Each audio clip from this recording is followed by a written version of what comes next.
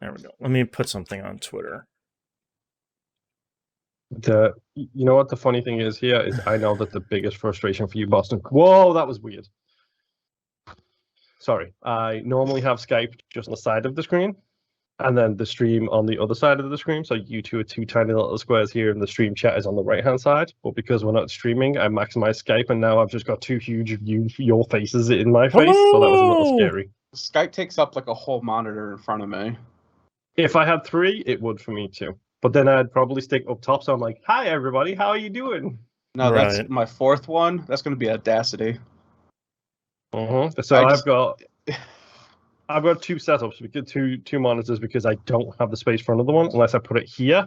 But if I put it here, you guys will see what's on that screen. So I don't want that to happen. Oh, sure. So I've got one here and one here. This is usually split because this is my ultra wide. So this is side Skype, side stream / show notes on this window. And then this entire monitor is Audacity, because the amount of times I've crapped things up, or it pops up with a message and just like, I don't want to touch you because my audio settings have changed for reasons I don't know. Right. Yeah. Okay. Do I sound okay now? Yep. Okay. You were going to say something about me being frustrated? Yes. I know that the reason why this is most frustrating to you is not because we can't do it live. That's a minor frustration. The biggest frustration for you is you have to then upload these clips separately, which is the bigger frustration. It's not that bad, because I'll just upload this. I'll just delete the sort of the bombed out takes.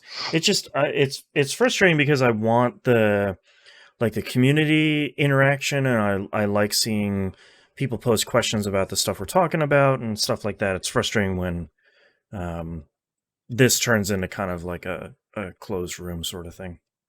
And it just sucks to have internet issues when we're just trying to talk about video games. Like, do you want me to live tweet the episode so I can be like hashtag TVGP yeah, there you and go. then what game we're talking about? Yeah. Just pull it up. Is Periscope still a thing? Yes, it's now Twitter video. They just closed. Yeah.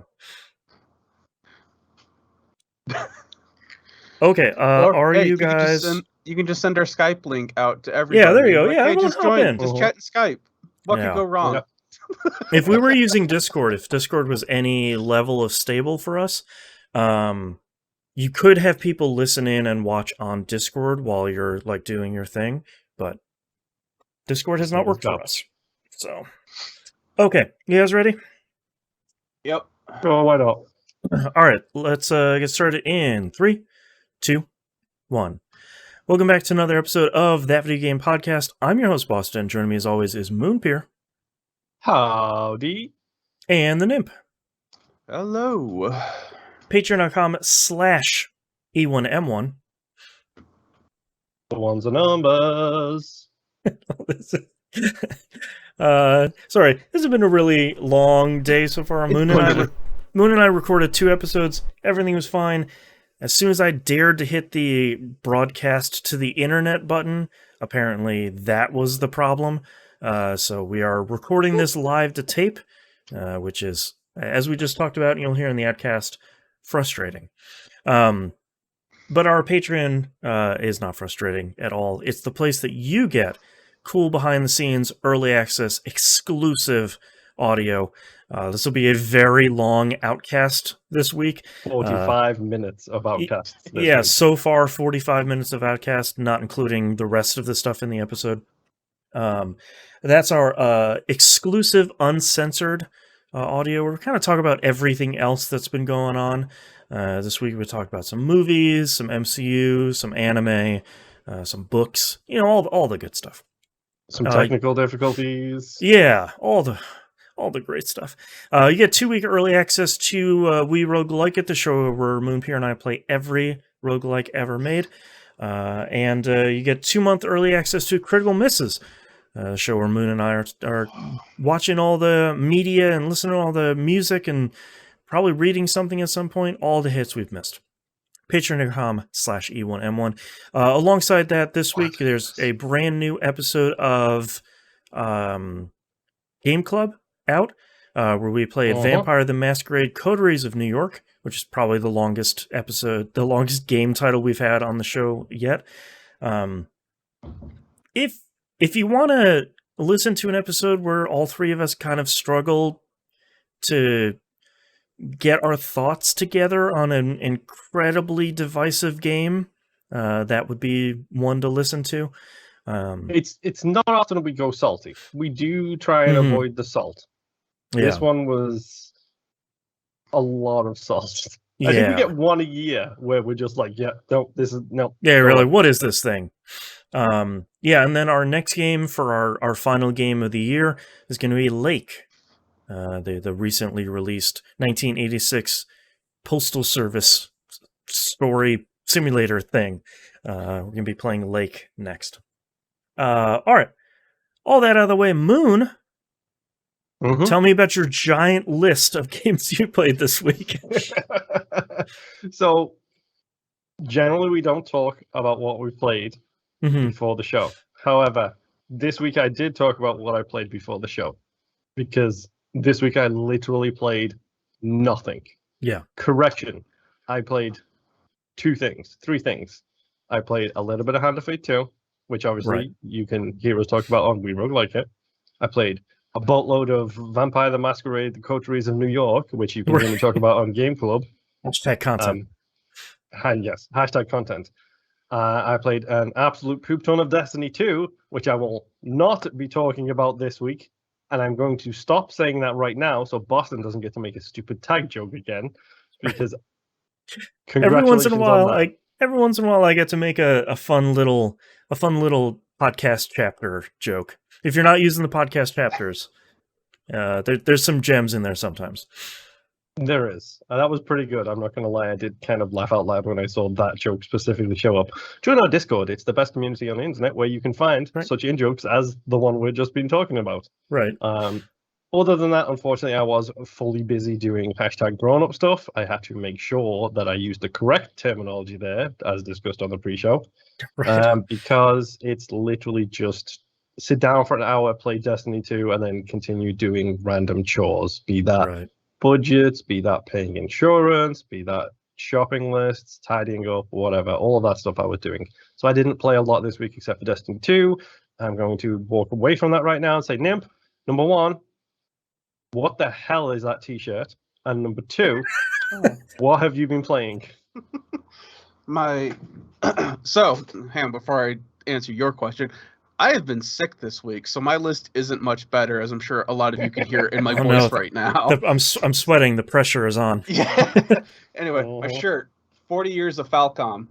So cool. You got everything from Trails in the Sky to East, all that we were stuff. talking about a couple of weeks ago. That got stuck in customs so many times for a t-shirt from Germany. Meanwhile, I'm ordering stuff from like the Middle East and Japan with no issue whatsoever. Right. Yep.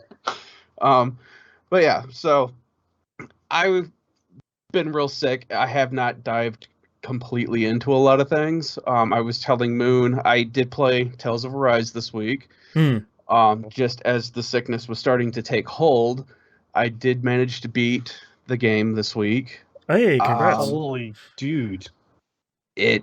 I really like the story in this game. Nice. Apparently you have a problem is what I'm hearing. Yeah. Well, so obviously I'm not going to spoil anything story related. I will say, however, that the final dungeon does not suck. Hey, a JRPG first. It is a little long, but it's not like horribly long. So, and you're not like doing like all these different puzzles and random crap that you don't care about. It's literally just run this line. Okay, you go down to the next level. Run that line. All right, you go down to the next level. We're going to fight every boss in the game 2 more times. It's like, no, please. Yeah. No, these are just enemies that you want to fight anyway so that you can get the material and you can get the experience to level up your characters more. And the material just so that you can craft the newer weapons that you would want for a final boss encounter. Right. The final boss itself is actually fairly difficult. Nice. I was playing on normal, and I have blown through pretty much all of my inventory of items. there's a lot happening, and a lot of it was probably because I was doing fever dreams while playing the game. So there was a lot of flashes going on. There's nothing better to play when you're sick than a JRPG, because usually it's not heavy lifting. No, and once I get feeling better and I come back to this, I'll be like, oh, that was the thing that I was missing that was screwing me over. Mm-hmm. I'm sorry, but if there is one game you don't play when you're sick, for me, it's a JRPG. Because I don't want to forget a key battle mechanic and then suddenly I remember it after I'm better. You look at it and it's like, I should have shot that glowing bit. Whoops. Wait, what? What's an ultimate ability? What's a final break? But see, your characters get all glowy when that happens, and you have a little time bar that's going down, so it helps. Yeah. I could focus on the flashy stuff, just not the really bright flashy stuff. Right. So we're talking like a middle of the road rave, not a hyper rave. I'm talking like if there's like, angelic blue flames, okay, that's noticeable. If I'm seeing like 6 different colors going off at once, I don't know what's going on anymore. You're along for the ride, man. Yeah, the NyQuil has kicked in, and I'm just there for the experience. So don't play Disgaea while you're sick, is what I'm hearing. No. Oh, man, I'm freaking out, man. But yeah, so now that I've beaten the game, I've gotten the clear save and all that stuff. I've actually gone back. I've loaded my clear save so that way I can go back before you fight the final boss. This opens up new stuff that you can do, as well as allow you to catch up on everything else that you haven't done so far. So now I'm back to exploring, just side stuff that I haven't done. Like I haven't gotten the Devil Arms, which if you haven't played a Tales game, those are like the ultimate weapons in a Tales game. Mm-hmm. I just picked up like an iron pipe, which can turn into like an ultimate weapon. I just found out because the thing's been sitting in my inventory forever. I'm like, what the hell is this thing even for? The Ninja Gaiden problem, where it's like, why do I have a wooden sword? This thing sucks. It's got a funny description with it that says only a true weapon master could unharness the power of this weapon or whatever. And wink. Seriously, it's seriously like this block of metal. Mm-hmm. And then I found out that you use it for crafting one of the character's ultimate weapons. There you go. Okay, whatever. So yeah, I really like the story. It kind of hits a certain point where all of a sudden it's just like throwing story at you, and it seemed kind of rush, I guess, is my only real complaint with it once you get towards the end. But I want them to make a sequel to it. I don't know if they will, because there was a couple interviews beforehand that they were talking about that there will not be any DLC story content, and there will not be any like sequels or like a Rise 2. Okay. Which a lot of people were saying that seems like a mistranslation, that they're talking like there's not going to be like an F version of Arise or an R version, or like what they've done in the past to like help fix systems and stuff like that. Yeah, they're like director's cut version, essentially. Yeah, or like the Vesperia definitive edition that came out because Japan got a bunch of content that we did not get in America. So it seems like that may have been mistranslated into meaning that there's nothing missing from this story. Mm-hmm. So hopefully there'll be a second one, because it drops like some massive bombs at the end where, again, I'm like, well, I want to play what that is. I want to see that stuff, man. Yeah. But yeah, really great game. Tales of Arise. You should check it out. Even if it's on PC. I don't think it's on, or is it on Xbox? I know it's on PlayStation and PC. I think it's on everything. Yeah. Is it? Okay. So yeah, check it out. Thanksgiving's around the corner, Black Friday. You see it for $20, grab it. Yeah, keep an eye out. Oh, keeping up with the fever dream. Oh boy. My son and I played a lot of co-op of Marvel's Avengers. Okay. Okay. Yeah. I am mating as Black Widow still. Mm-hmm. He's still with Thor. He cannot invite me to games anymore because his power level is so much higher that my character can't do any realistic damage on anything anymore. I like that the game isn't even like, you don't need to worry about him. This other guy, he's not on your level. Yeah. Don't worry. So we have gotten to the point now where it's like, okay, I will invite you to my game because we both get the same completion no matter what story we're doing. or who hosts it. So I've invited him into mine. That way everything is level capped to what I'm at. And because I'm at like 56 and he's at like 120 or something. Oh, God. Yeah. So, so that has turned out a lot better. And it's given my son a bit of a power rush where he runs in as Thor and just one-shots everything in a room. And I'm just, sitting there with my little pew-pews. Like, all right, I'm helping. I guess we're done. Yeah. I got guns. But I was talking with him as we were playing. He is still getting drops that are good for his level. So he had actually said that he had got a hammer for Thor that was actually better than the hammer that he had started our campaign with. Oh, that's good. So, yeah, it's at least keeping it going well for him on that part where he's not completely wasting his time until I catch up with him. Right. It's just, it's going to, I don't know, man. He's having so much fun just wasting everything right now, and I think it's going to suck for him when I finally catch up, and then he's like, but why no kill? Right. So the co-op for that's a lot of fun. We're doing the Kate Bishop side quest stuff right now, which is the first one that I think came out.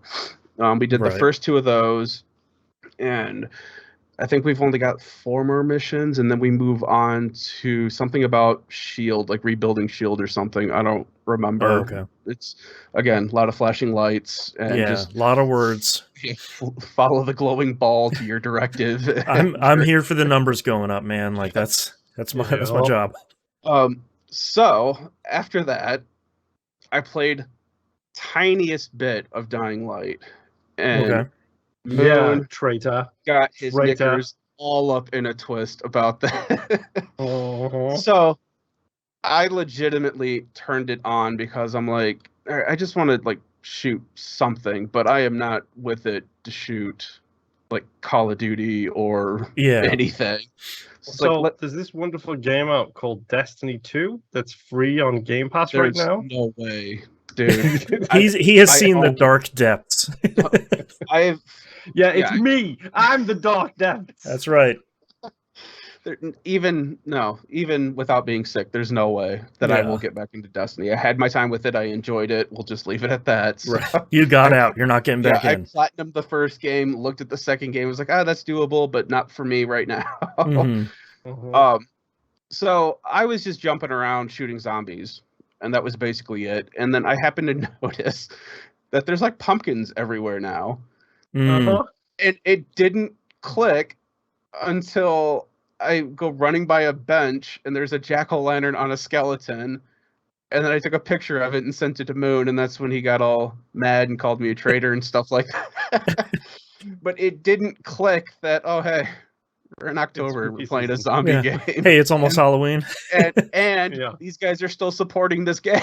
Right. So, I think they, I know that recently got an upgrade, but I think certain games have it in where they have the whole second set of assets and it will just default to flip to it when a certain date rolls around. VLC Media Player on PC, when it gets to Christmas, he puts a little Santa hat on top of the traffic cone, which I like. That's right.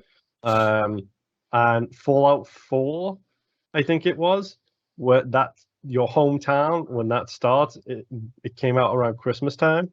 So all of that is decorated in Christmas decorations, but if you start at any other time of the year, it's not decorated like Christmas at all. Oh, wow. It was the way that they did it, it's like they don't overly do it with the Halloween stuff. It was like I said, it's just there's pumpkins there, and I'm like, well, I don't know, maybe they were always there. And like I said, it wasn't until I saw the jack-o'-lantern on the skeleton, I was like, oh no, this is all new. Right. So once Moon got mad with that, I got out of the game and then downloaded Back 4 Blood. I need to make space for this because I would like to play this before next week. So Justin from the Tiltcast and I played this a lot recently. Oh, nice. And that, I don't know why, but for some reason I can play that game on NyQuil, and it's just fun. Okay. I'm trying to think. I think we got to Act 1 out of Act 1-4 or 1-3 something. We just did the bar thing with the jukebox. If anyone's playing and knows, I have seen that. Yeah. Okay. Which song did you get on the jukebox? There's like 6 or 7 of them. We got Black Betty. Great. That's a great one. and I will not lie, I was shooting to the beat of Black Betty There you go. because that's how far gone I was. Yeah. Basically, I had held up in a corner where there were no windows. Justin was crouched down because just like in Left 4 Dead, you can hurt, the people on your team by shooting them. Mm-hmm. Yeah, on some know. of the difficulties they have friendly fire on. Yeah. I think we were playing on normal, maybe one up from normal. I don't know, but friendly fire was on. It's always on. So he was crouched down below me. I was standing up in the corner, and we were just kind of shooting, shooting and screaming. Yeah. While listening to Black Betty. So, I mean, it really worked out. This game does remind me, and pretty much I would just say, this is how I remembered Left 4 Dead. Obviously, plus cards. Yeah, obviously there's newer mechanics such as now you can pick up items that are color coded. You can pick up like magazines and sights and stuff like that for your weapons now, which it's more along the lines of like Apex. Where, you've got your red dot and it's gray, and it's like you have a bigger magazine now. Yeah, and bigger magazine, or your AP rounds, or whatever that you can add to it. So, and then the whole card system. Justin and I were talking about that, and we're not entirely sure what's going on with the card system. We know that it can change stuff in game. Like there was this one where if you pick, I forget what it's called, but it basically makes the level foggy. So you they have like challenge cards too. Yeah. I think they call them like director cards or something like that. Yeah. Like there's some director that's setting this up that you're challenging again. I don't know, man. I was so out of it. Dude, that's the famous AI director from Left 4 Dead. Yeah. I've been watching Nextlander play this a lot. Like they played a lot of the beta and they're playing some of the final one, and they had a really nasty one of those challenge cards where it was like, you'll get extra whatever the supplies are if you don't like shoot a car with an alarm or like alert the birds or anything, and they were all immediately like, this isn't happening. We'll take it, but it's definitely not happening. Yeah, we had ones like that where it was also like take out this enemy while the level, or take out 2 bosses or something like that while the level is dark. And I'm talking like flashlight. You can't see periphery outside of whatever that flashlight's not looking nasty. Which made actually a lot easier because some of those zombies have glowing eyes, so it was a lot easier to see them. Other ones that bounce around and jump around were very difficult to shoot. Gee, I wonder why. Yeah. Handguns though, like any gun or any weapon in this game, I mean, just works. If you want to run around with just a machete because you like how it feels and it works for you, you can do it. That whole thing, just machete, no problem. Nice. I was talking with Justin. I generally go with a handgun and then like an M16. The M16 I save for when there's something big or there's like a massive horde coming at us and I have to like dump ammo, at or in something. Otherwise, though, I walk around with the Glock 23 and I can just like snipe stuff. Like, nice. As we're going. So everything feels good. Everything feels like you can, it feels like it's something. God, I cannot talk or think right now. Well, it's not like any of those games where it's like, great, all I have left is a handgun, and like you're just like putting 6 rounds into a zombie, and it's like, this sucks. And it's not like, I mean, there is a Desert Eagle and there is a Magnum which will do more damage. But I mean, if you want to walk around with a Beretta and that's doing it for you and you're able to pull off headshots or hit weak points, I mean, it's going to be just as comparable to anything else you're using. Right. And I like that because it is that whole thing. It's like, I can run around with this handgun this entire map and I don't have to worry about it. Like, I'm not bringing down the team or anything because I feel like I want to be special or something. Yeah. But yeah, we had a lot of fun. He was playing it on PC. I was playing on Xbox Series X. We were doing crossplay. Oh, I didn't know I had crossplay. That's awesome. Yep. There was no hitching or anything that we saw between each other. We were able to communicate, just fine.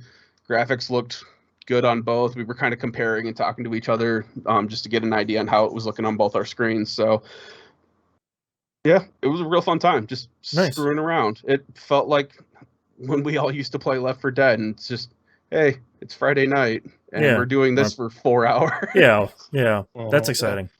I will also say, too, The experiences do change a little bit, like just enough to make it so that you're not just running in and doing the exact same route and the exact same plot. Right.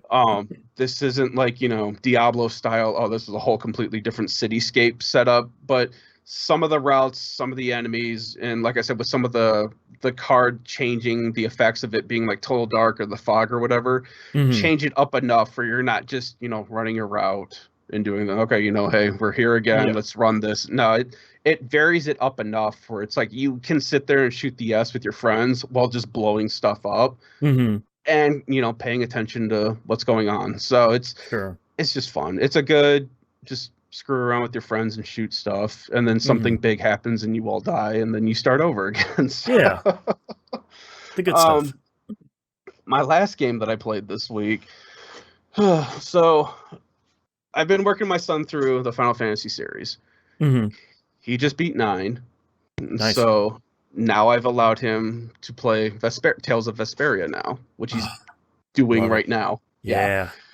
And my thinking for this was because in 9 it was all about you learn skills and abilities through your weapons. Hey, guess what? In Vesperia, it's basically the same thing. That's true. So yeah. There's my linking it all together.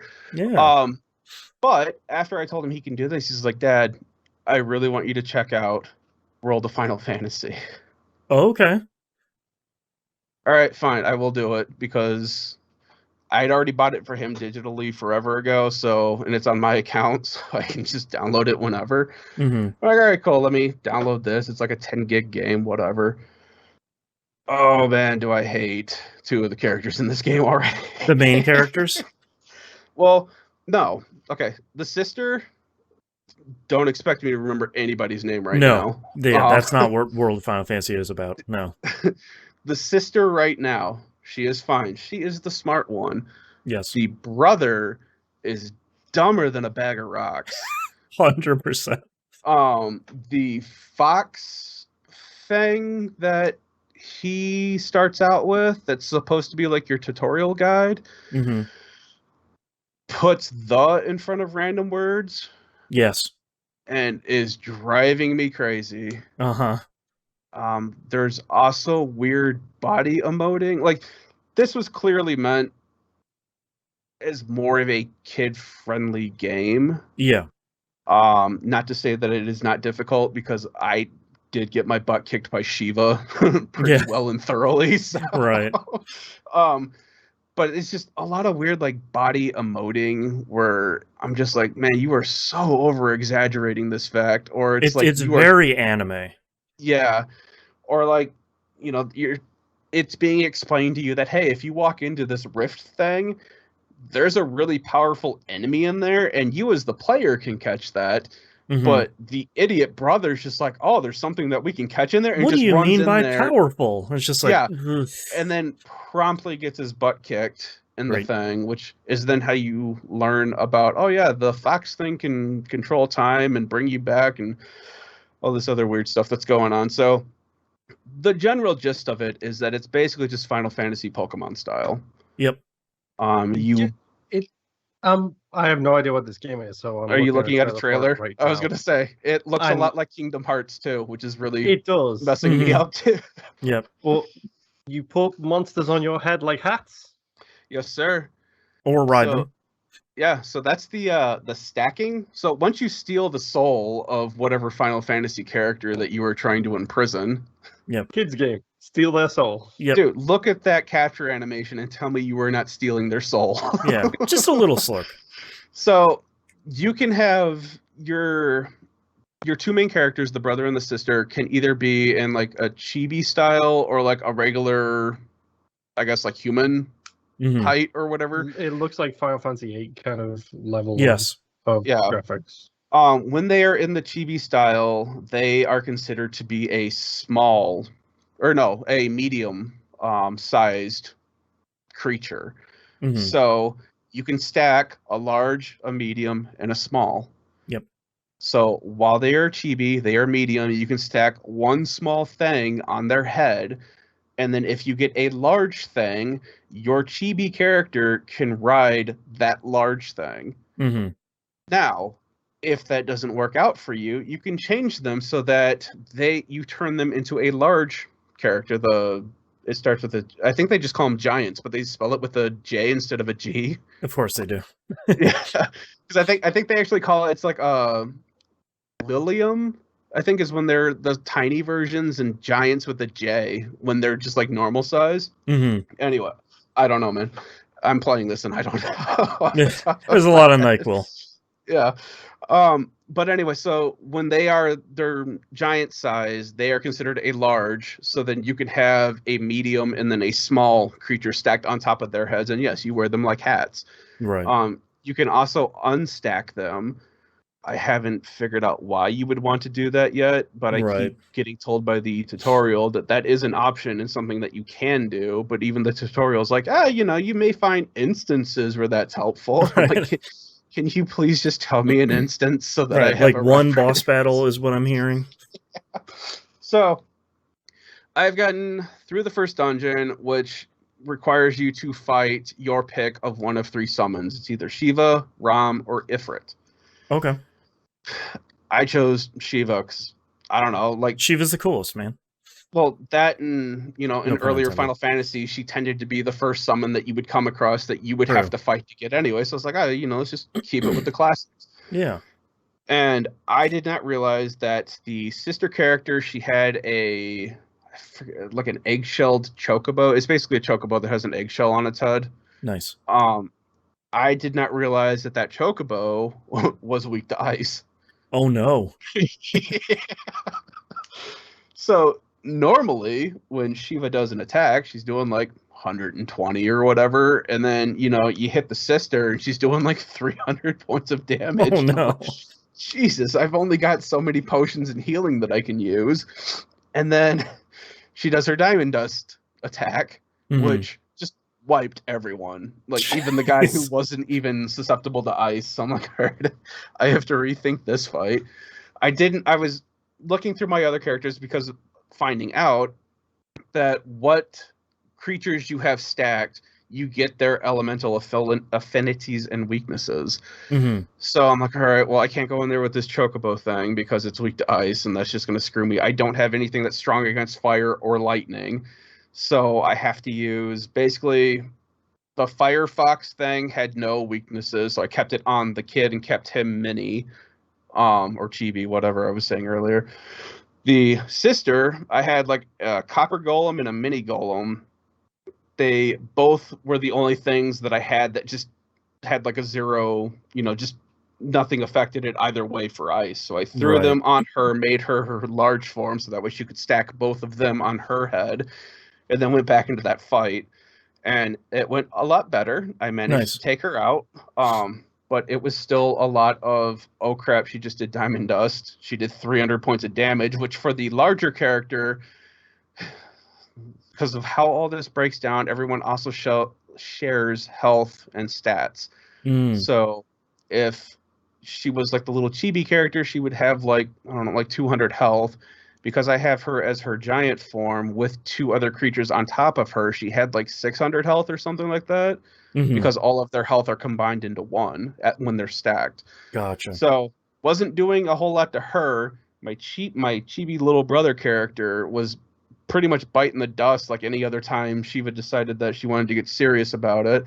So I was able to take her out, and that is where I have left the game right now, where I am talking with Princess Sarah, trying to figure out what we're doing about these goblins. And yeah. Wow. There's parts of it though that I'm like, this is really like when I came across the Cactar train conductor, I was like, all right, man, I'm for this right now. That's pretty good. Yeah. This little black mage, white mage running in the background. Yeah, that's a little cute. I can get behind that. As soon as that fox started talking, it's like, just blow this whole world. All of it. All right, we're not saving anything. No. All of you will die in the fiery hells. But but yeah, I'm gonna keep playing it, check it out. Yeah. See what happens. My son says it does get better as you play it, so I guess it's keeping with general Final Fantasy tropes. Yeah. So he's like the best summon. What did he tell me? Oh, he's like the best summon that I found in this entire game was when I got Cloud. And I was like, is it because he's like edgelord in this one? Yeah, man. But yeah, that's all I've been playing this week. I played a little bit more Hand of Fate 2. We just wrapped that up in We Roguelike It. I got the gold token on Temperance. That was the food is scarce one. And disappointingly, the only reason I got the gold one on that one is because I would it would draw the dungeon out of the cards. I would take like the first right-hand turn. It would be the card that says, you can go to the next floor. I did that like 3 times, and it's like, you're at the end. Here's the gold token. It's like, okay, that's maybe not how that one's supposed to go, but I'll take a lucky one, I guess. And unfortunately, the stuff I got for the gold token wasn't really that great. So that's one of the weaker challenges. But Hand of Fate 2 continues to be great, and I still don't know how I'm gonna beat that strength fight.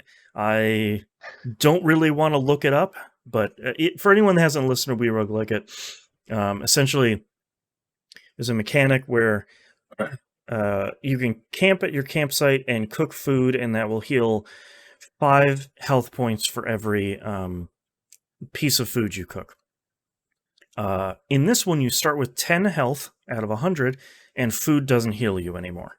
And you have to go beat a giant, terrifying-looking ogre. And I usually make it about 2 fights before I get hit once by accident and die. So that has not been great. Castlevania Advance Collection, I finished Aria of Sorrow in 3 hours and 45 minutes. So nice. About an hour faster than the previous one. Aria of Sorrow is a way more...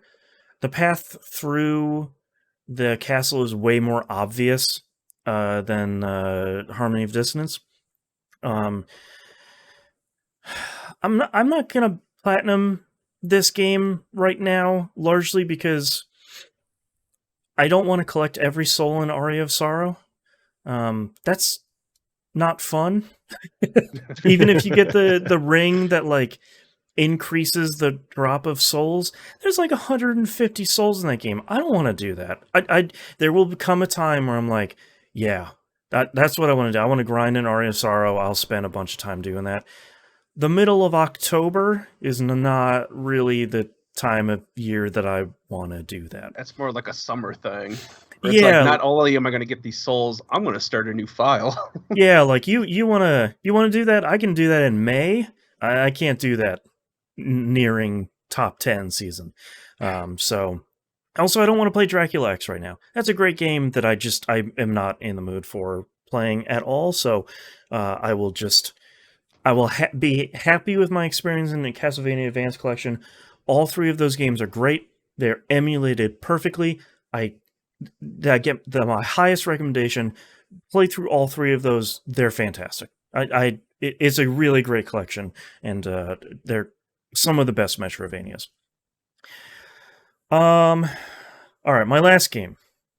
This is the one I've been looking forward to. Paper. Yeah, get out. Start drawing maps. I bought Dungeon Encounters. So, remember last week, I talked a lot about Dungeon Encounters during release. And we discovered, either in the titles section of last week's episode or just as soon as we wrapped recording, found that Dungeon Encounters came in at an LOL-worthy $30. Yeah. Which at the time I thought was expensive. And it came out on, I think, every platform. It had like a launch week or like a first 2 weeks of like 20% off. Saw a lot of people talking very positively about it pretty immediately on Twitter. Figured I would go get in there for like, what, $22, $23, something like that. I'm genuinely enjoying this game an incredible amount. It is the only thing I have been playing since it dropped on the 14th. And it is the thing I would like to leave doing what we're doing right now to go keep playing. And I'm going to try and explain why. It's simple. I can explain this in one sentence. 2 words. Uh-huh. You crazy. No. It's numbers get bigger. It's not even that. Moon and I were talking about Hand of Fate 2 on We Rogue Like It. And I have always been interested in Dungeons and Dragons as like an RPG. But I don't want to make a character sheet. I don't want to role play. I don't want to do like all of the work around like exploring a dungeon and like leveling and kind of going through a story. That's part of the reason why I like Hand of Fate 1 and 2 is you make a character, you put some equipment on it, and then you go through like essentially D&D campaigns where you're rolling the dice and you're selecting cards and you're doing all that sort of stuff. So they kind of distill D&D into the stuff that I'm really interested in. Part of the reason why Dungeon Encounters is so attractive to me is because it takes an RPG, not even a JRPG, it takes an RPG and cuts every millimeter and atom of fat off of it, and it leaves just the dungeon crawling and like mapping a dungeon and fighting. And both of those things are so incredibly well done because they kind of have to be, because it's really the only thing this game has. It's incredibly trimmed down. That both of those things are like whittled down to just perfection. And they do a really smart thing in here too, where each character has starting equipment and stuff like that, but you don't find this guy in the dungeon and like, here's your wizard. You don't find this guy and like, here's your archer. You're crafting a class for those characters based on what equipment you load them with. So it's really interesting that you can kind of build exactly the party you want to do.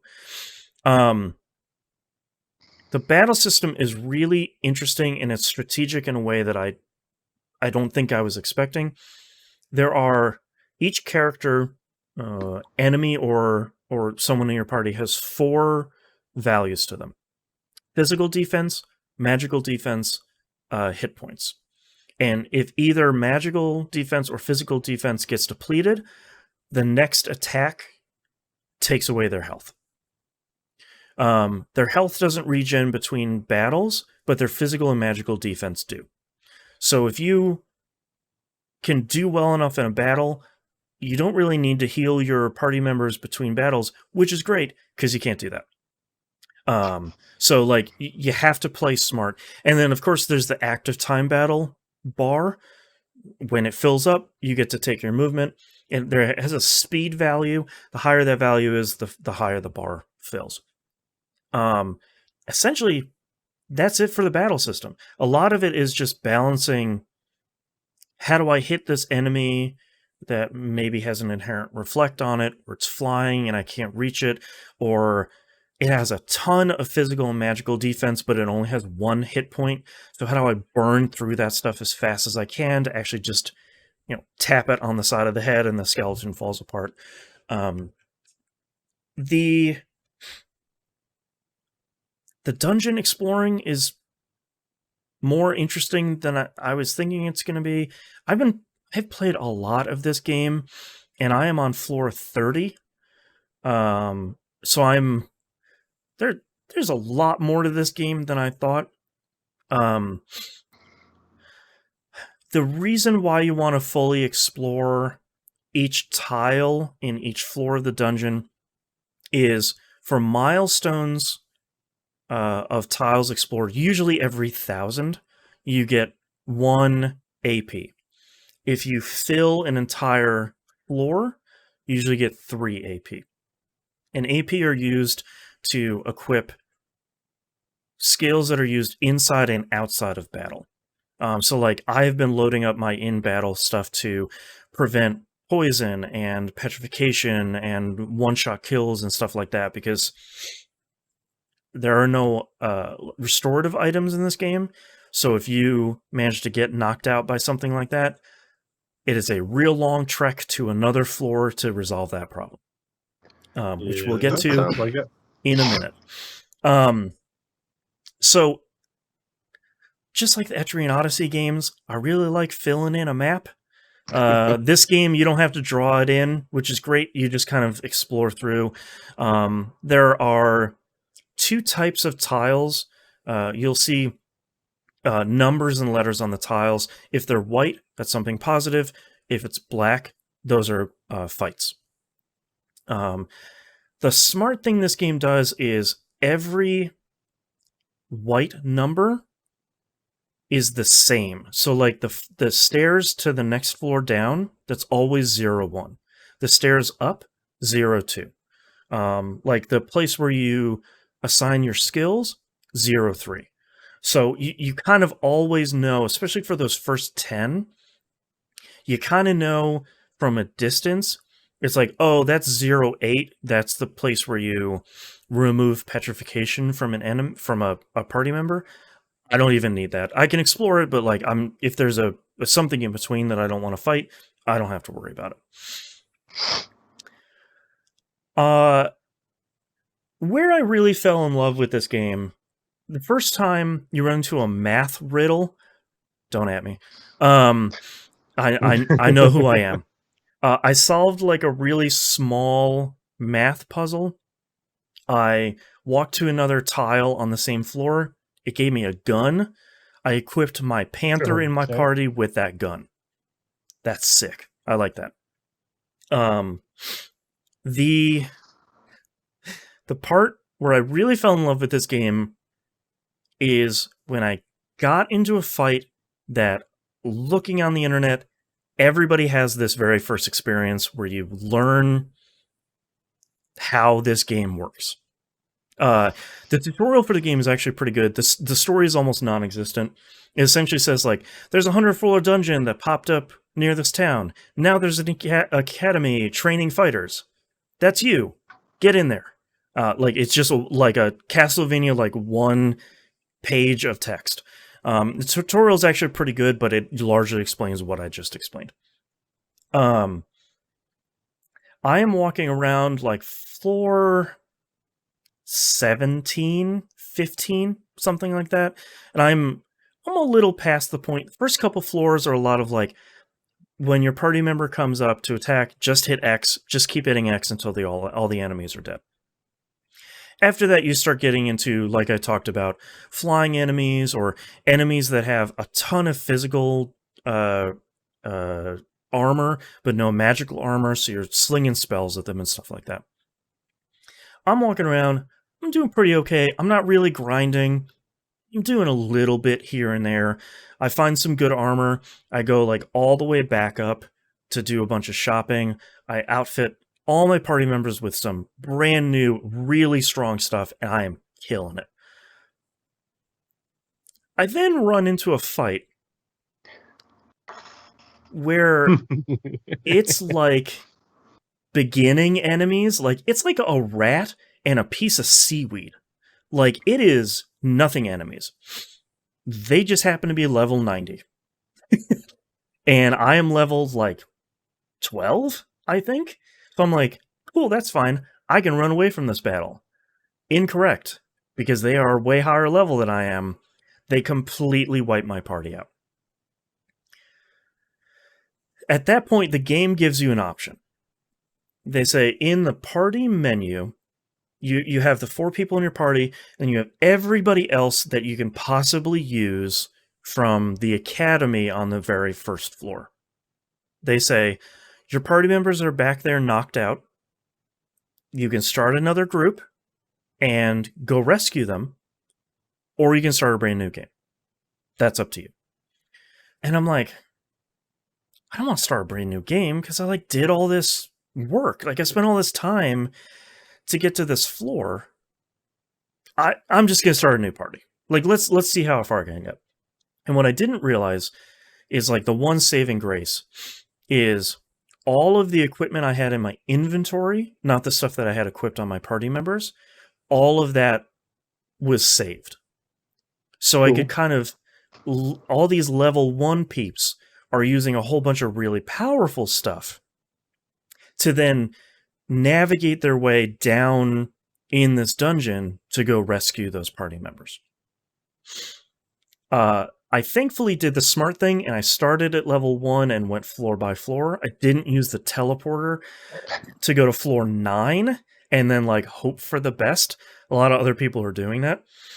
So I go down there, and the whole time I'm trying to figure out what happened. Like, why am I fighting level 10, 11, and 12 enemies, and then just this level 90 thing comes barreling at me? If you're going to play this game and you want to have like the dungeon encounters experience that everybody else is having, maybe skip forward a little bit. But what I didn't realize is all of the tiles that have letters and numbers on them are in base 16. So if you've ever seen any hex codes, you'll see that where it's like, this is 0A. This is like CF, something like that. So if you look at something like 0A in base 16, that's 10. Because you use 0 through 9 and then A through F to get you to 16. So like 01 is 1, 05 is 5. What else? If you see 15, that's 15. The enemies that I ran into, the tile said DE. That's like 165. So I was fighting all these ones where it's like 12, 15, 1A, no big deal, 165. So now I know very clearly those aren't the tiles you mess with. Because like now I'm running into stuff that's like, yeah, 7F. It's like, nope, that's not me. I can fight something that says 42. I'm cool with that. I can fight those guys, but not this disaster that's awaiting me. So I quit my B squad. I went down there. I rescued all those people like one by one, brought them back, revived them, healed them, got my squad back, and then kind of progressed my way. I'm glad I didn't just like restart the game or do anything now, because now I have a whole squad of people that are actually pretty well leveled that I could use to go do something else if I really wanted to. And I feel like I learned that valuable lesson of, hey, maybe you should figure out what these tiles say, because of course you know what the white ones are. Those are beneficial, but maybe you should sort of keep an eye out for the black ones, because there are ones very early on that the game is more than happy to just kind of throw you to the wolves for. So I'm really, really enjoying it. I'm now at the point where the floors are getting huge. Like when you start the game, there may be 100 tiles or so. The floors that I'm on right now are 1,500 tiles a piece. So like they are monstrously huge floors with a ton of fights and a ton of stuff. That's not only, I talked about the math puzzles before. I've posted a couple of those on Twitter. There are a couple of like X marks the spot, like treasure maps too, where those are starting to get more insidious. But I'm starting to get more skills where it's like, this skill will let me kind of skip over walls in the dungeon to kind of teleport to another area. This one will just teleport me above or like up or down a floor. This one will teleport me just to a random square on the floor. And I really enjoy dungeon encounters, and I feel like if all of that stuff I explained to you sounds like the most boring thing possible, this game is absolutely not for you. But if you like RPGs and you like something that's kind of a little bit more chill, like there's strategy to this, there's tactics to this, but you're exploring a dungeon, you're like filling out a bunch of tiles on the dungeon. When you get into a fight, I have active time battle set to wait, because if you set active time battle to active, I don't know what kind of monster you are, but that's like defeating the purpose of the entire system. So like don't set it to wait, like take a breath. So like I have that set to wait, so when someone's bar is full, like it will just wait forever for me to put an input in. Like it's a surprisingly chill experience for a game that is actually fairly hard. And if you like RPGs and you're looking for something that's kind of cool, kind of chill, very mechanics driven, and something that is on the Switch and would be a very good thing to watch or play while you're watching something else, I highly recommend this. The only downside for this game is the soundtrack is exceptionally terrible. Like it's probably one of the worst soundtracks I've heard in decades. I mean, it's staggeringly, miserably bad. And part of what's shocking about it is Nobuo Uematsu is involved in this. It is like out of tune, heavy metal, electric guitars doing bad covers of classical music. And if that sounds bad, just imagine that and make it way worse. And that's what's in this game. And each battle theme lasts for 10 floors. 10 miserable floors of... Like, everything else in this game is really great. Just, you gotta turn off the soundtrack. Or just, like, listen to... It's a perfect podcast game. It's a perfect game to, like, kind of half-watch a TV show out of the corner of your eye. Dungeon Encounters is really great. There's a lot to this game. The soundtrack is aggressively miserable, and I really hope people pick it up, because it is, if you like RPGs and you're looking for something new to try that's kind of a little bit different, I think Dungeon Encounters is cool. I think Nimp, you would probably enjoy it a lot. I was actually, when you had brought it up and I'd watched the video on the last cast, I almost picked it up that day, but got busy. And then I saw you posting a bunch of stuff about it. I'm like, you know what? Boston seems to really love it, but I'm going to wait in case come Friday there's a complete 180 on this game. Right. I got to floor 30 and now it's a first-person shooter. Like, yeah. But yeah, listening to you talk about this sounds like something I should be playing right now. Yeah, it is. This is a good example of the cross-section of games that we all play. Because you're talking about this game and I couldn't be less interested. Yeah, it's like 100% not a game for you. And I can see Nimp over there with his slow red flush coming down the cheeks. You can see the fog rising over my eyes. Right. Yeah. It's cool because I think even if you don't like RPGs, I think this is a hard sell. I think Moon, I know you're not going to try this, and I would never hold that against you or anything. I think this is a cool game that you would really enjoy, because it is like a no story mechanics driven thing. But I feel like if anyone is listening to this and being like, that sounds like the miserable experience, please don't. Like, there's a lot of content in here for your $30, which is usually not a thing you say about $30 Squaresoft games. Usually it's like, this game came out 20 years ago and now looks miserable and has a terrible font and it's $30 on sale. Yikes. And we patched it so that you can't fix the font anymore. Yeah, exactly. Like, yeah, we're just go to hell. But yeah, Dungeon Encounters is like, it's the thing I was hoping when they announced it, which is like the PS1 and PS2 era of Square. That's like, here is, $1 million.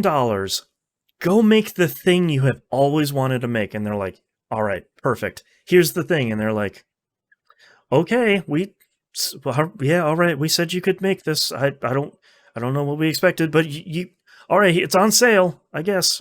Here you go. And it's like one of those secret kind of incredible, amazing games. So Dungeon Encounters, surprisingly huge 2 thumbs up. It is 100% a game for me. And if it sounds like it's a game for you, you should really check out some stuff. If it doesn't, please don't buy it. You're not going to like it. It's go ahead. If you are interested, it is $23.99 right now on everything. It looks like until October 29th, and then it goes back to being $29. Yeah, perfect. So it seems like a game that would be really great on Switch, because you can kind of not You don't have to pay 100% attention to it, even if it's strategic. But yeah, Dungeon Encounters, super cool, highly recommended. That's all I'm playing this week. Let's take a break. Yep. Yeah, close this window. God.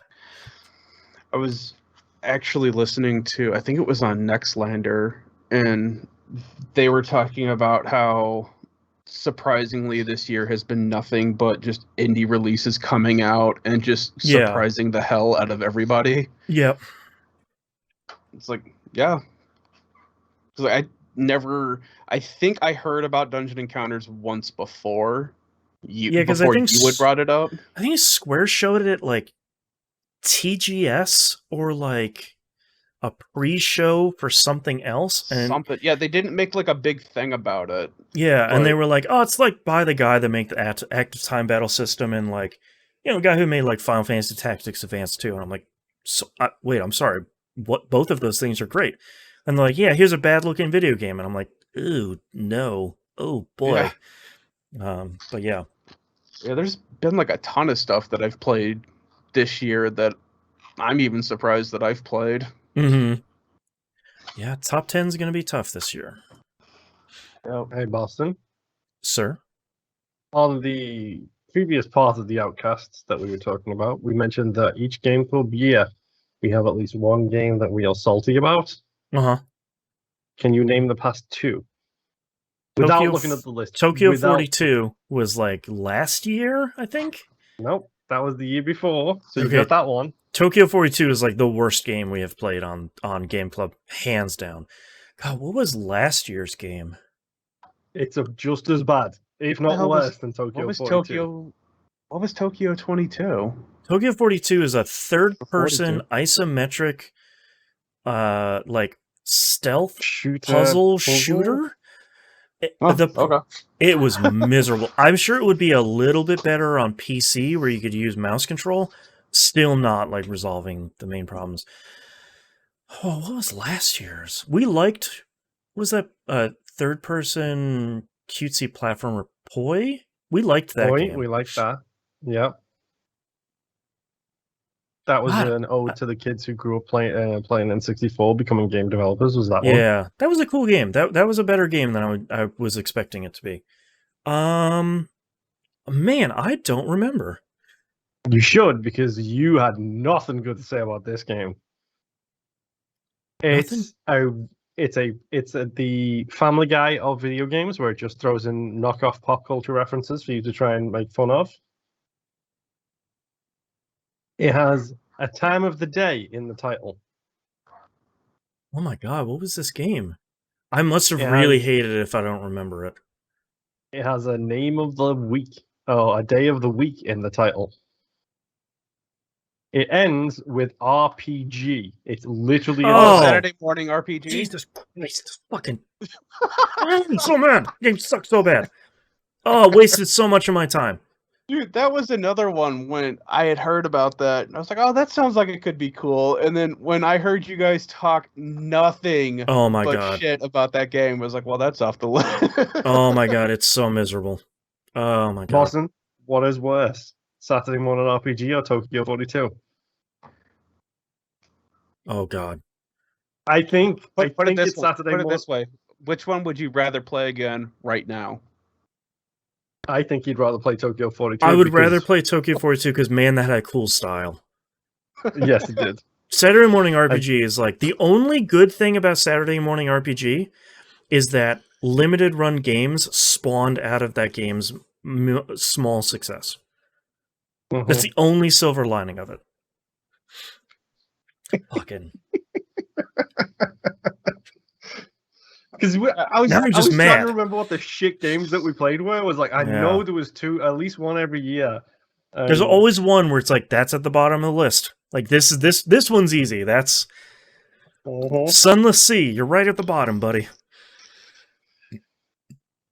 We might have an argument this year for the two at the bottom, to be honest. Yeah, because Coteries of New York was uneven. And then there's Bard's Tale. Oh, woof. A 2004 game, if I've ever seen one. Man, Bard's Tale. Okay. I'm sorry. It's a shame that the patrons don't get video versions of this section of the Oh my show God. because your fucking face. So I mad. said it. I'm like 12 minutes mad. Wasting my time. Okay, I am running out of time though. Are you guys ready to do this next segment? Yeah. Yes. All right, starting in 3, 2, 1. Let's talk releases for the week of October 18th, 2021. Nuclear Blaze comes out on PC. I would recommend checking out a trailer on this. One of the designers behind Dead Cells made a side-scrolling firefighter game that looks pretty cool. As far as I can tell, it's not a roguelike, which I feel like is always the question of like, oh, it's a side-scroller. Is this... we got a roguelike on our hands? But like it doesn't look like that. Looks kind of neat. Looks like a cool little thing. Inscription, the middle of that is spelled crypt, comes out on PC. This is the deck-building roguelike escape room puzzle psychological horror game that is published by Devolver Digital that you probably saw at the last Devolver Direct. The guy that made Pony Island made this, if that's all the information you need, which it probably is. So this looks pretty neat. I'm waiting for some reviews to come out to see kind of how this whole thing wraps up and comes together. But this looks like a neat thing. I'm not sure if it will be a pleasurable experience. Like, I got my physical copy of Doki Doki Literature Club. It's one of those things where it's like, that's a great game that I'm not going to say it's a fun time, but it's a good game.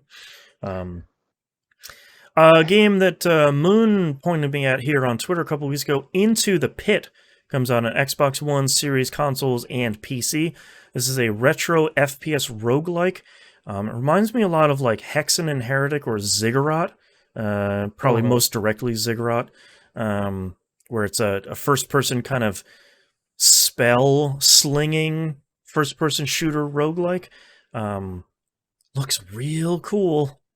Hey, Boston, let me just pick up this phone real quick and say, hey, Chuck Boston, that roguelike that you're looking for at the end of the year, I think, does it sound a little bit something like this? Right. And then hold her up to the trailer.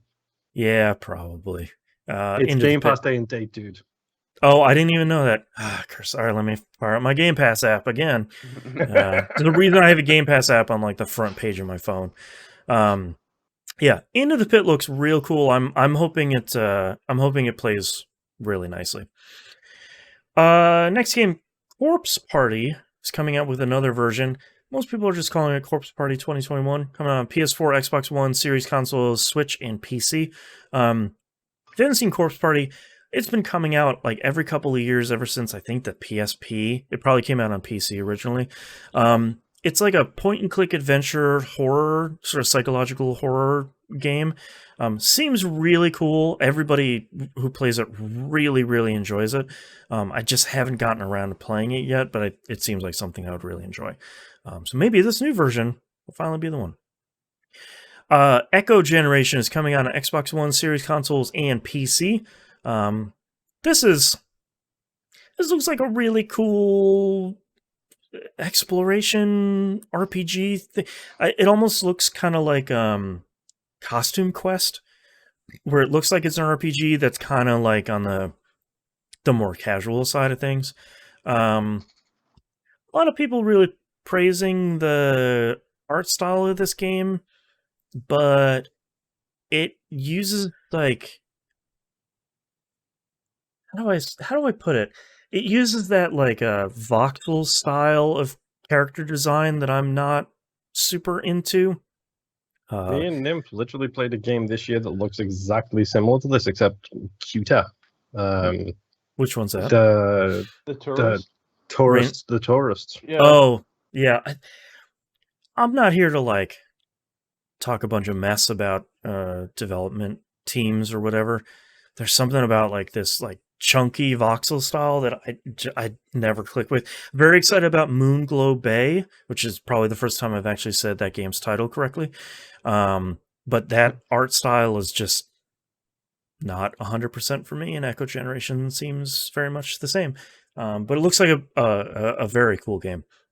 The Dark Pictures anthology House of Ashes comes out PS4, PS5, Xbox One, Series consoles, and PC. I'm really happy this is continuing to get released like once every year, right? Seems like it. I think so. This is the third one, I believe. It's well, either every wasn't- year or every 2 years. Yeah, I don't know. The It last seems big one I can remember is The Mummy. I don't remember if anything came after that. Yeah, I think that was the second one. I've always thought that an anthology series of horror games would be a really cool idea, and it seems like this has been largely successful. I really wish that there was like an anthology series of horror games where each episode is made by a totally different developer. I think that would be a really cool idea, but like the realities of making that happen is probably near impossible. But nice to see a Dark Pictures anthology is. I was clipping thinking along. of something completely different. I was thinking of that stupid what was it, Warner Brothers, where they were trying to bring back the Mummy and Dracula and all this stuff. Oh. This is like the what is it, Man of Medan? Yeah, that was the Yes. first one. Yeah. Oh, You're yeah. thinking of the Dark Universe. Thank you. Yes. God. Yeah, I'm surprised. Did they make games out of that? It's probably best if I don't know. They Except probably for did. the Mummy Demastered, which we played for Game Club. Man, That was the game that I was talking about. I was like, that's the last game I can think of them Man, making. The which- first and only. that was the funniest episode we have ever recorded of Game Club, because we played Mummy Demastered and we're like, this could be a great game if they would just fix like this small list of things. And the next day, they come out with a patch that fixes every single one of those things, and we're just like, great, Mhm. cool. What incredible, perfect timing. Fantastic. So, yeah, go play Mummy Demastered. With all those changes, it's probably a legitimately great game. Mhm. Grumble, grumble, grumble. And our last release here, Dying Light Platinum Edition, comes out on the Switch. I don't believe this is a cloud-based game like Dying Light 2 is going to be. So I'm curious to see how this is going to run on the Switch, which is probably exactly the reason why the second one is a cloud-based game on Switch. But if you're looking for a Dying Light fix and you don't own an Xbox or PlayStation platform, I guess you could do that, but that's probably not the best place for it, like most Switch ports. But that's fine. Dying Light still seems like a good time. It's a great time. Yeah. I have no news stories this week because a lot of it is, hey, Blizzard lawsuit, hey, Google versus Apple versus Epic versus probably someone else at this point. And a lot of like Elden Ring gameplay got leaked early. A lot of the normal stuff that's kind of happening that I'm kind of sick of talking about because it's October and I'm ready for our 2 weeks off. So let's get to our question this week. Sent in from Pharaoh Reigns. Pharaoh Reigns. Got it that time. Thank you. They sent me a very nice message saying that I was mispronouncing their name horrifically, and I hope I got it right this time. If not, please send me another message. I hate mispronouncing people's names. Don't worry, dude. Live with it at this point. Yeah. Yeah. For everyone who thinks about that, don't worry, because it took Boston about 6 times before he pronounced my name correctly. So Yes. you're fine. Yeah, and it has a celestial body in it. So, it says, hey guys, so Clarissa and Willow both send their love. Thank you. We send our love, of course. They recently were able to purchase Metal Slug 1 through 3 and X, Garou, Marco the Wolf, and Samurai Showdown 2. And Clarissa's having a wonderful time getting her gaming fix on the last. Like, God, that's an incredible collection of like some of the best Neo Geo stuff in there, especially those 2 fighting games. Whew, so good. Now, when I last wrote you, I asked about roguelikes on iOS, and thanks to a free Apple gift card, I now have all of them except for Exit the Gungeon, as my Apple Arcade expired for now. I've also been given access to my roommate's Xbox One S, where I'm allowed to play Enter the Gungeon, which is such an awesome game. I love it. We're just talking about Enter the Gungeon very positively in our ranking for We Roguelike It for Hand of Fate 2, and man, is Enter the Gungeon real good. Very punny. and very good. Now for my question this week, I'm getting a Switch. Congratulations. And I wanted to know what games you would each recommend I get. I feel like Moon is probably going to be pulling up our Discord conversation from earlier this week. That's literally why I'm laughing, is because I legitimately sent Boston a message this week, which was like, hey, this person I know is getting a Switch. Please give me your game recommendations. Right, and I'm like sitting there with my Switch and my phone being like, oh yeah, that came out. Oh yeah, that came out. So I'm gonna also bring up my my Discord convo with Moon here. Top 2 each, except for the following: Hades and Legend of Zelda Breath of the Wild. Those are my obvious first picks. Really interested in what the Nimp has to say, since I am so sure he's got a good JRPG for me. LOL. Let me pull up my list. 4 of them. This is a long. I think one of my first obvious picks here was Yoku's Island Express. Yep, that's a that good choice. Pinball Metroidvania, which isn't like too hardcore in either one of them. Not super duper long. Very, very cute. Yoku's Island Express is very good. It's usually on sale pretty frequently too. Depending on how you feel about wanting to spend 7,000 hours in a game, Monster Hunter Rise. Yeah, they just announced an expansion for that too. Mm-hmm. Yeah. And go on. I will go with my other one, Cadence of Hyrule, if you want a good roguelike game. A good rhythm roguelike where you can turn off the rhythm stuff. And it's the Zelda soundtrack. Yes. Speaking of spending about 1 million hours too, the Switch version of Stardew Valley is really good. If you've been interested in getting into that game, that's a really good version. It runs and controls really well on Switch.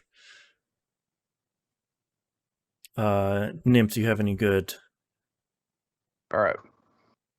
My first pick out of this little draft round that we're doing. Astral Chain, 100%. Yeah. This game, not a whole lot of people seem to have played it. And if you own a PS Switch, here. you should check it out. It is an awesome action JRPG. Next kind of 2 games. Xenoblade Chronicles Definitive Edition. If you never played the first one, pick that up. So good. That'll keep you going for a very, very long time. Yes.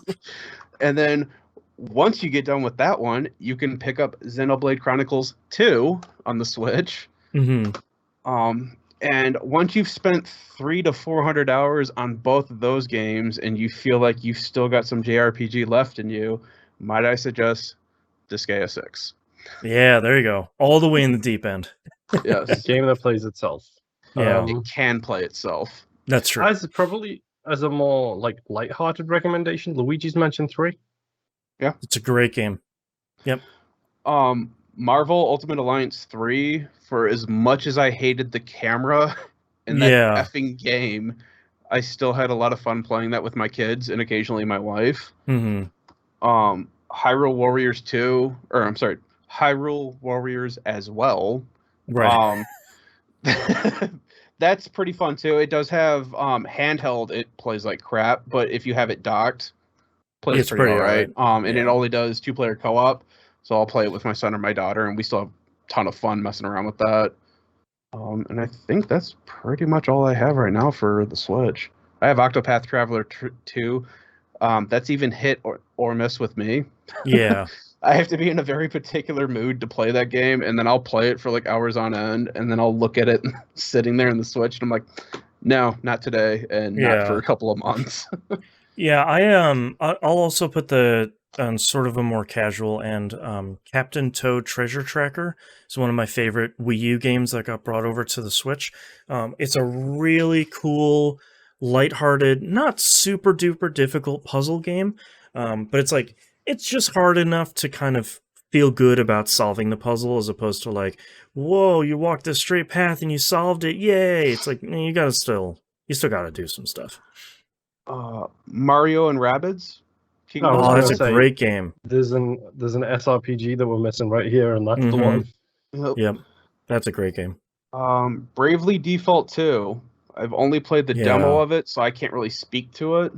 But play the first couple hours. That game's good. I have not played past that first couple hours because I don't know where I would find the time, but it's very good. That's about. There is the hot banger of Paw Patrol Mighty Pups Save Adventure Bay. I don't even know what that is. I'm trying to like avoid having my kid realize that there are Paw Patrol games. Like, Oh, man, I feel like you want to that might get be the end into of it. me. We got Pokken Tournament DX, Pokemon Let's Go Pikachu, Pokemon Sword, Pokemon Shield, I never Super Mario finished 3D, Sword or Shield. I don't remember which one I played. Link's Awakening for the Switch was really Oh, good. that's a I have great that one. on here too. Oh, I forgot about that. Yeah, that's a great game. I'm going through all my digital stuff now. Yeah. And if you like Among Us Picross is on games, here. That's pretty fun. I got the Picross games for you. Yeah, there you go. Oh man. All the Tetris and Pac-Man 99. Minecraft Dungeons was okay. You know, I was Yeah. actually looking at Minecraft Dungeons on Game Pass the other day and seeing like every month they seem to put out like a big It's patch so and much big content, dude. I feel like I should go back in there and see how different it is now because I wasn't super hot about the original release. I wonder if it kind of smooths some of my issues out. If Dungeon Explorer sounded good to you, that's on the Switch. That's right. Yeah. The demo for Voice of the Cards. What is it? The Dragon Isle Island Dragon Roars or Roars? something. Yeah. Yeah. The demo's on there right now. I think that Hand comes of out at the Fate end of this 3, month. as I'm calling it. Yeah. Man. So yeah, I mean, there's as much as I don't talk about playing on the Switch, there is a bunch of stuff that I do play on here that I have my kids play on here because there is just a ton of random stuff. Mhm. Surprisingly, still. Yeah, and there's a lot of really good kid-friendly stuff. Mario Oh. Kart 8, my kid loves that. Oh yeah. She's only 4, so she's like Smash not Brothers? super good at it. Yeah, Smash Brothers. My wife has sort of asked me lately, like, should we pick up Smash Brothers? Do you like Smash? And I'm like, oh man, I don't want to get unlocking all that stuff again. I have it. Yeah, We you just never do. bought any of the DLC stuff for it. Like I almost bought it when they announced Sephiroth because we Mhm. got Cloud. I think because we did buy the first one because we do have Cloud and Bayonetta. But yeah, when they announced Sephiroth, I was like, oh man, I really want that, but I haven't played Smash in forever. And now that Sora is out, my son's like, hey, can we? Hey, Dad. Yeah, We getting that Sora? yeah. Oh man.